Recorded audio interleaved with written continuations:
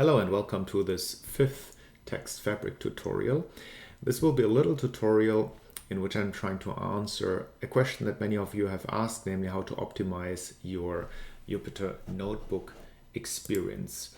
So to just give you an example, when you see my Jupyter notebooks, I have this table of contents, or this navigation pane show up on the left pane, and it allows me to quickly maneuver through my entire notebook. So if I want to get treating to duplicates, boom, here I'm at treating to duplicates, or loading data frame, here I'm already at loading data frame, or going to the very beginning of the notebook, I just click here on this first line.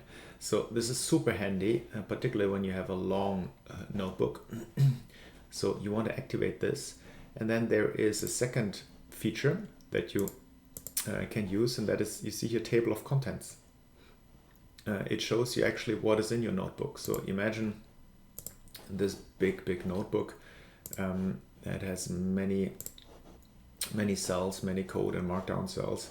So we could add here a table of content by just adding it here. Look, now at the very beginning of my notebook, I have a complete table of content, so you quickly see what's going on or what is contained in your notebook. So the question is, how can we activate this?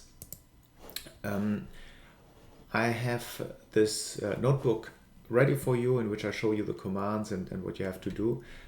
So basically, you have to run this command, conda install conda fork Jupyter Notebook in your terminal.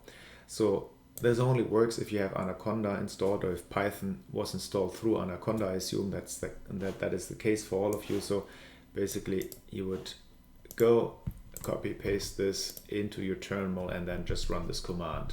And obviously I've run this command already, so I'm not going to execute it. If you haven't installed Anaconda, but you have installed Python via, for example, natively via python.org, then you have to run these two commands. You can combine them in one line, just copy paste them into your terminal, and you will be good. So once you have done that, you have the notebook extension activated. So in order to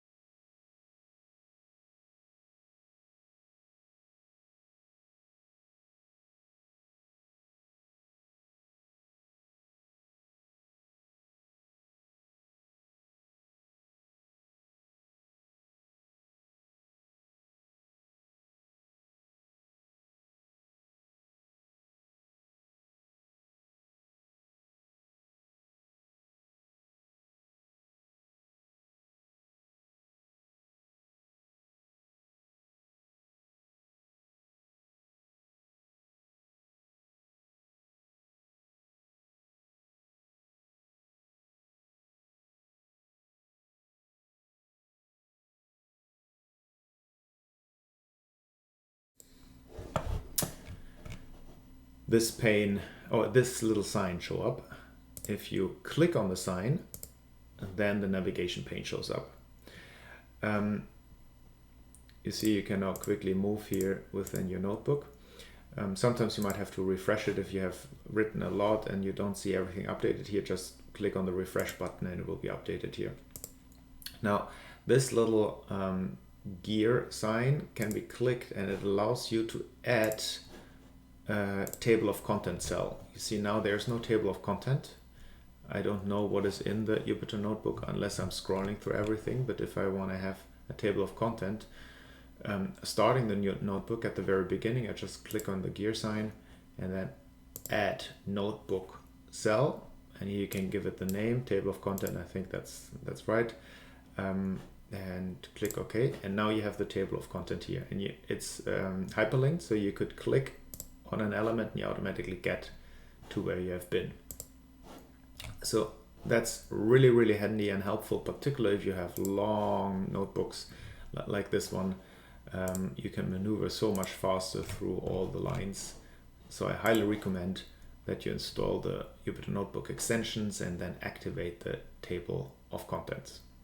Okay, what's next? In our next notebook, we are going to explore a little bit more the BHSA database so that we get ready to build more complex syntactical queries.